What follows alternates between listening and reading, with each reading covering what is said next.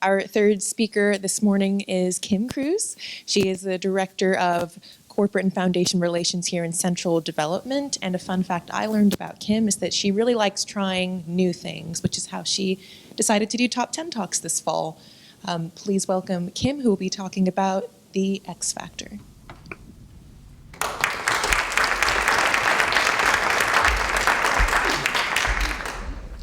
Okay, good morning, everyone. I am going to start by giving you 3 names, and I'd like you to come up with an image in your head of what these individuals share in common. Warren, Bill, Mark. Hopefully some of you in the room will recognize that these are all high wealth individuals. Warren Buffett, Bill Gates, and Mark Zuckerberg. But I'm curious, would you have conjured up the same image in your mind if the names I had given you were Susan, Melinda, and Priscilla? Because these are the women that married those 3 men. The men we hear about a lot in the media because of their success in the business world.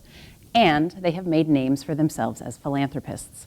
All of them have taken the Giving Pledge. But it's essential that we not overlook the role of women in philanthropy and what we can learn from that. So today I'm going to talk about what I've dubbed the X Factor. You'll have to pardon me, it's the nerd in me coming out. You may remember that women have 2 X chromosomes. But it's more than that. It is also about the multiplied power that we can have if we integrate women into our cultivation strategies when we're cultivating traditionally married couples. So let's talk a little bit about why women give. Research has shown that men and women give differently. Women tend to be more empathic, more altruistic.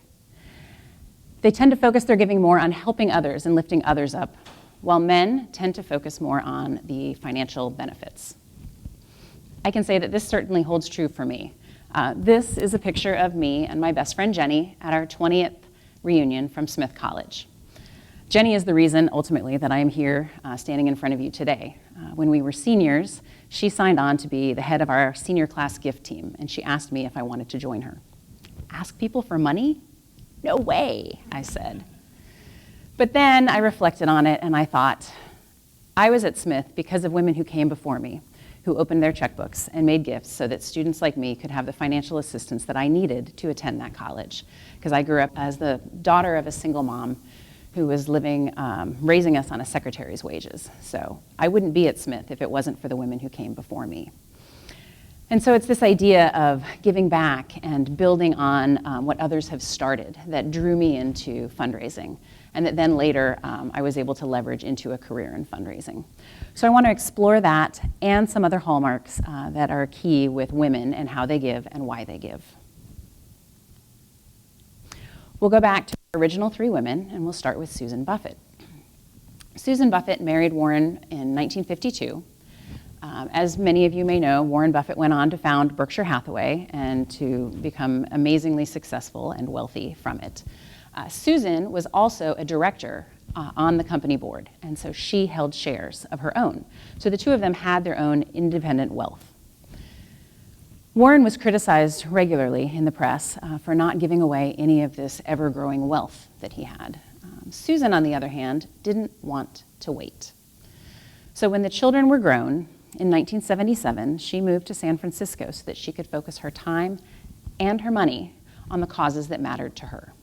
She focused on civil rights, abortion rights, and birth control.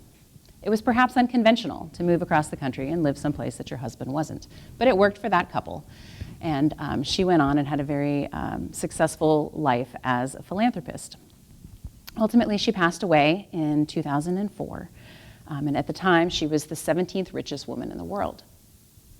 It wasn't until 2006, nearly 30 years after Susan started her own giving, that Warren Buffett actually got serious about how he was going to part with his wealth. So I think the message there with Susan's story is that some women don't want to wait. They want to act now. So we'll move on to Melinda Gates. Many of you have probably heard of the Bill and Melinda Gates Foundation. In our world, in corporate and foundation relations, we look at them a lot. They are perhaps best known for their work to eradicate disease through vaccines in mostly undeveloped countries or lesser developed countries. But there are some other areas that they've also focused on, including family planning. So on a trip overseas, Melinda met with a group of women to talk about contraception. She had a group of mothers around her, and one was there holding her child, and she said, "I want to bring every good thing to this child before I have another." And that really touched Melinda. It made her think about her own children and what she wanted for them, and about what her mother had wanted for her and her siblings. And this is really one of the true gifts of Melinda Gates and her philanthropy, is this ability to see the interconnectedness between women and their communities. She firmly believes that when women and girls are empowered and can act in their own best interests, they are drivers of development who can fast-track progress for everyone. She believes so strongly in this that in 2015, she launched a new giving initiative called Pivotal Ventures. And this is sort of different. It's part philanthropy and part investment capital, all with the goal of lifting up women and girls in this country. She's committed $1 billion. Just in 2019, she made a commitment to support this with another $1 billion of her wealth, which is significant. And moving on to Priscilla Chan. Priscilla grew up the daughter of immigrants. She was very bright in high school and ended up earning a full ride to Harvard University. While at Harvard, she volunteered in an after-school program in the Dorchester neighborhood of Boston. And this is a story she's told multiple times. She is one of the quiet ones, as Dan talked about, but this is a story she's told before in multiple places. She realized, as she was there, that what these kids in this tough neighborhood needed wasn't help with their homework. What they really needed was a sense of safety, they needed to be healthy, and they needed to be loved. And this really impacted Priscilla and the choices that she made with her future. She ultimately went on to medical school and became a pediatrician. We know she married Mark Zuckerberg. And then they founded their philanthropic initiative, which is called the Chan Zuckerberg Initiative. It's also sort of a hybrid philanthropy and investment capital. The Chan Zuckerberg Initiative is perhaps best known for its stated goal to completely eradicate disease within the next 100 years. That's a pretty big goal. Priscilla is the CEO of Chan Zuckerberg because Mark does spend most of his time running a small company that he owns. But she has taken some heat for this because, I mean, does that really sound reasonable? Cure all disease within 100 years?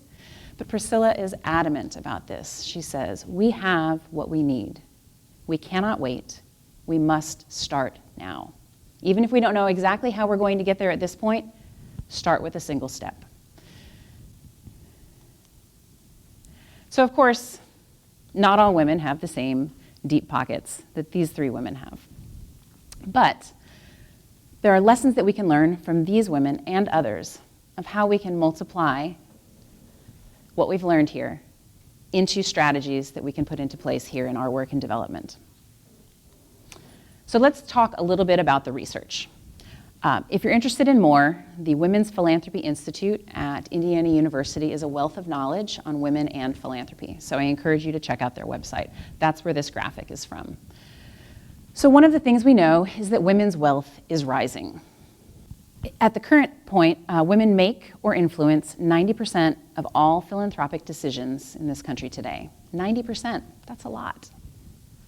And by 2030, women are going to control 2/3 of all wealth in this country. We also know that women are more likely to give than their male counterparts. And the top 25%, the wealthiest women, give 156% more than their male peers. 156% more. For those of us in fundraising, that's significant. We also know that women give differently than men. Their motivations, the causes that they give to. In a nutshell, I'm going to say women often don't want to wait, and a lot of their motivation comes from helping others, often other women and girls, but not always, of course. So what can universities like ours be doing to help promote and cultivate women's philanthropy. Some universities take a very public strategy. They want to create visions that women can aspire to. It's important that if you want someone to step into a role, that they have that vision before they actually take that step.